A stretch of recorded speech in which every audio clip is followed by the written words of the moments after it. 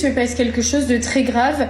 Aurore Berger a décidé de lancer une initiative, financée par nos impôts, qui va permettre à des associations comme SOS Racisme, qui est catégoriquement de gauche, qu'on n'a pas entendu dénoncer un certain nombre de racismes, rappelez-vous, le planning familial, qui est notamment excusé l'excision, dans certaines antennes on a vu ça, comme Oser le féminisme, qu'on n'a toujours pas entendu sur l'affaire Mila, sur l'affaire de Claire Géronimi, sur l'affaire de Philippines. Eh bien, ces associations-là auront le droit de saisir directement l'Arcom. Elles vont être en lien direct avec l'Arcom, l'autorité de régulation, de manière à ce qu'elles soient prioritaires. Eh bien, ces associations, elles vont pouvoir signaler des contenus, de manière à ce que ces contenus soient retirés de manière beaucoup plus rapide.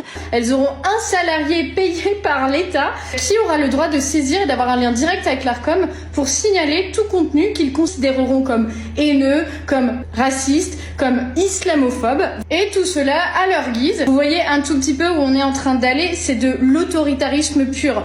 Quand on a l'État qui permet à des associations, mais c'est même pas des juristes, c'est même pas des juges, là c'est même carrément des associations, de faire fermer des publications, des comptes à leur guise, en utilisant n'importe quel argumentaire, parce que vous savez très bien ce qui se cache derrière le mot islamophobie, vous savez très bien ce qui se cache derrière la critique par exemple de l'immigration qu'on appelle du racisme, pour certains, la critique de l'immigration seulement.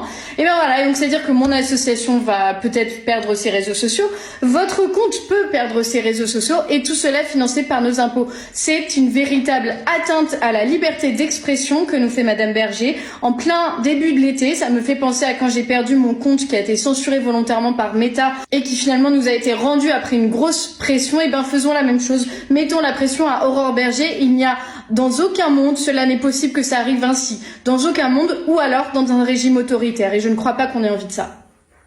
Je pense que j'ai l'impression que personne ne se rend compte à quel point c'est grave. Il n'y a personne qui bouge son cul. On arrive dans un monde de censure où effectivement on n'atteindra que le discours de la gauche, des associations gauchistes, féministes, anti-masculinité toxique. Dès qu'on parlera d'un acte raciste ou terroriste, on sera censuré.